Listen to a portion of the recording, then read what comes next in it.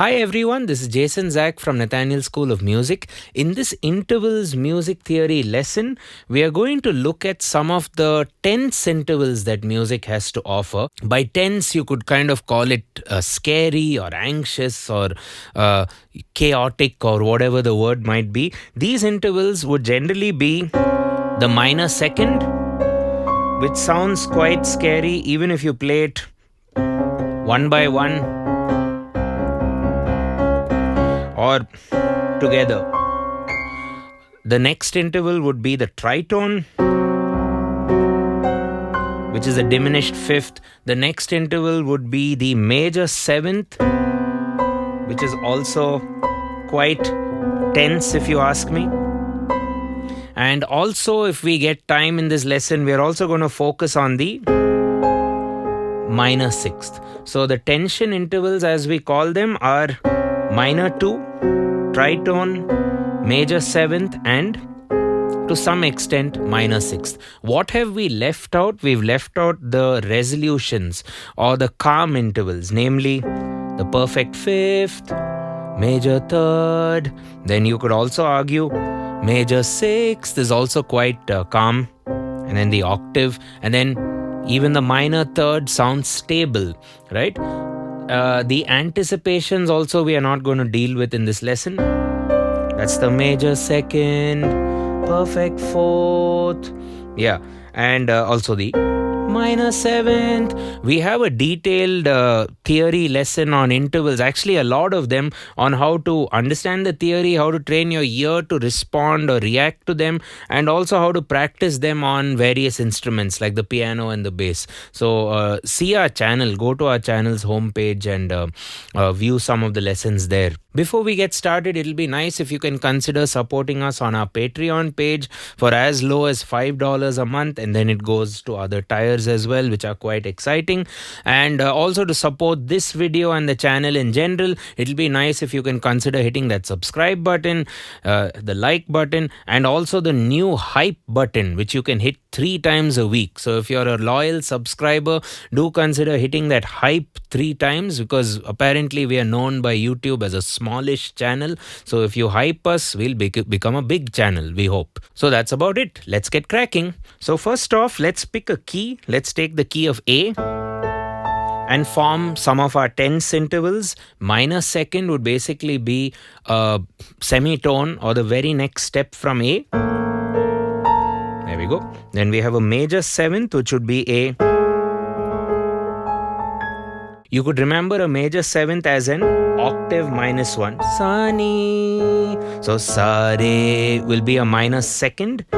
Sani will be an octave minus 1. That's how you can remember it. And then the tritone could be remembered as a perfect 5th minus 1 or perfect 4th plus 1, perfect 4th plus 1. So if you visualize it as a perfect 4th plus 1, you could argue that it's an augmented 4th, because you're kind of replacing the 4th from being perfect to now being augmented. So perfect 4th, augmented 4th, or perfect 5th. If you want to replace the perfect 5th in scales like the Locrian, you flatten it and you call that a diminished 5th.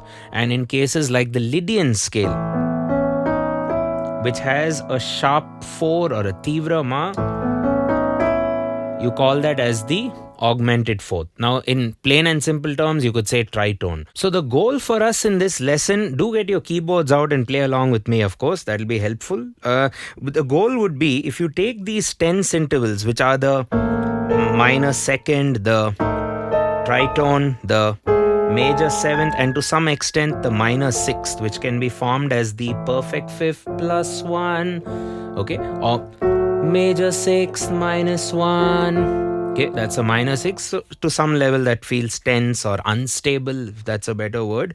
The goal for us is to make these not sound tense anymore by creating an umbrella of more notes or adding more notes and making chords or using it in a arpeggio to kind of make this not only sound less tense but more beautiful, and more beautiful than even the stable intervals like a major chord.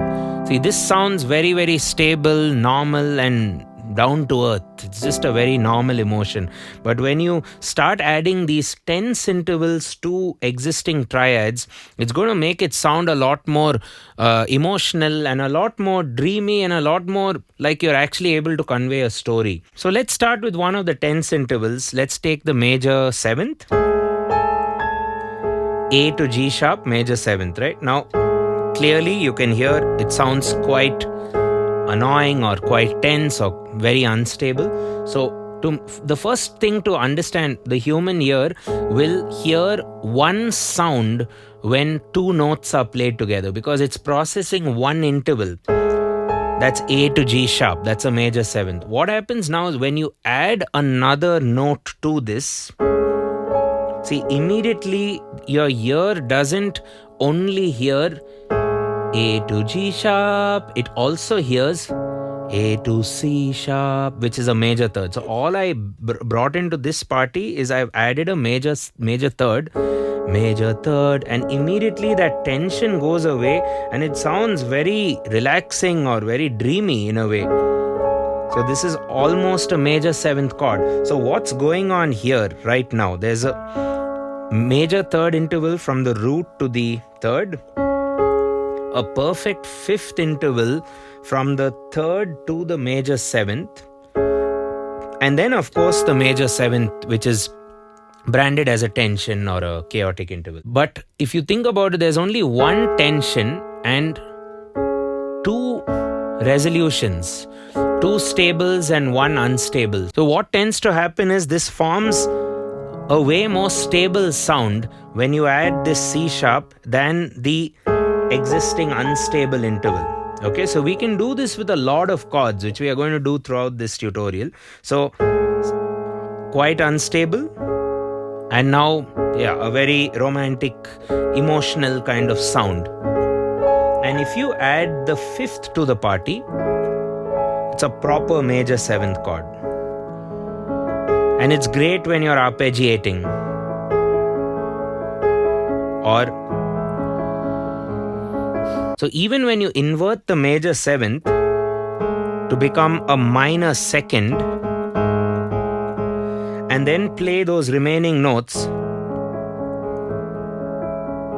it sounds pretty much like a movie theme score. It's very usable, right? So that's what you can do with a major 7th. And the beauty is, what if you now do a major 7th with a tritone, not a perfect 5th?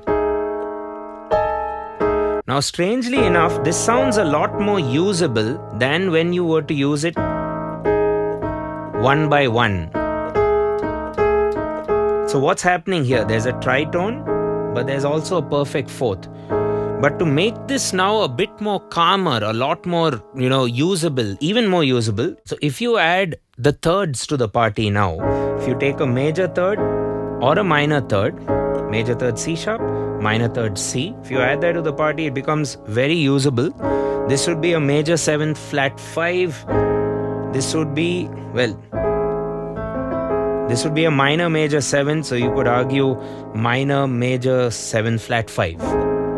But still very usable, isn't it? So even though you have a chord which has unstable intervals, you're making it a lot more usable, a lot more pleasant sounding, a lot more modal also, because you can triangulate a scale out of this.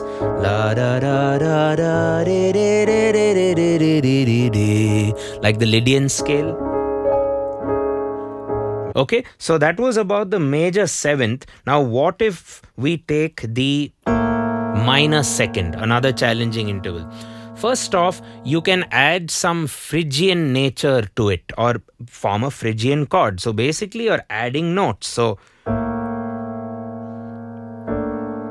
just add a perfect 4th. La da re or la da ra. 1 2 flat 5 or 1 2 flat 6 flat. But I like, for Phrygian usage, add a perfect 4 and also add add a flat 7. So that's 1, 2 flat, perfect 4th, flat 7. Very Phrygian in nature, right?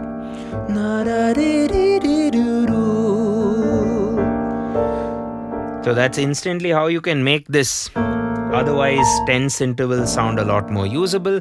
And another trick we use is play this, or whenever you have a tense interval, play it beyond the octave. So that will be A. Don't play it here. Play it beyond the octave, but add a flat 7. There's something about a dominant 7. It's almost like water. It just cleans everything. So A, B flat, or A, G, B flat. There we go. So a dominant 7th is very usable. If you take a major 7th, it sounds very tense. It retains its tension, but there we go. So you could actually form an A7 flat 9 chord. There we go. Which has that tense B flat in it. It could be very, very useful. In fact, the A7 flat 9 chord is also, in a sense, a diminished 7th chord. Could look at it as E diminished 7th with an A bass, or a C sharp diminished 7th, as all diminished 7th chords are inversions of each other. There we go. So again, in isolation, you have this chaos, but with the other stuff, you can get an A7 flat 9. Let's move on. So we've looked at a flat 9. What about a sharp 9? Now this is the case where a sharp 9 is kind of a minor third, but played above the octave with the dominant 7. So whenever you say 9, 11, 13, it's implied that you have to have a flat 7 in there, or a 7th of some nature. So A, G, C. Now in which universe would C and C sharp work together? Almost never. And imagine this, if you play A on top of that, A to C is a minor third. A to C sharp is a major third. Nothing wrong about them in isolation, but you play C and C sharp together, sounds absolutely wrong, like chaotic. Now if you spread them apart, kind of usable, but now when you add that dominant 7th, there we go, very usable. In fact, you would call this an A7 sharp 9, like we saw A7 flat 9, could look at A7 sharp 9, also called the Jimmy chord, used a lot by Jimi Hendrix. Okay. Anyway, so moving on, we've looked at the major 7th, we've looked at the tritone. Let's come back to the tritone a bit, because you can do so many things with the tritone. If you take A to E flat, first of all, it's important to note that when you invert a tritone, it becomes the same note. So A's tritone is E flat's tritone is A. So whatever you compute from A to E flat becomes the same from E flat to A. Okay, so first off, to make this more usable, you could add a minor third, could add a major third, amazing chord, diminished with a major third. And if you want to continue on that diminished line, you could take that tritone, add a, bring in a diminished 7th, you have a minor major 7th, diminished 7th again. And what's also cool is you take a diminished chord, and if you add F now, which is the minor 6 to it, it's actually F7th, see? So you get all these options with a diminished chord. So diminished, diminished major 7th, minor 7 flat 5, diminished 7th normal, and that's the dominant 7th of F. Okay, so a tritone should be used with some other stuff. Another great use case of a tritone is when you use them with dominant 7 chords, using the chapter or the concept tritone substitution, where instead of doing the 5-1, you could do a tritone substitution of that 5 and it will resolve to the 1. Even though naturally, that tritone is not even in the scale of C major, but when you do,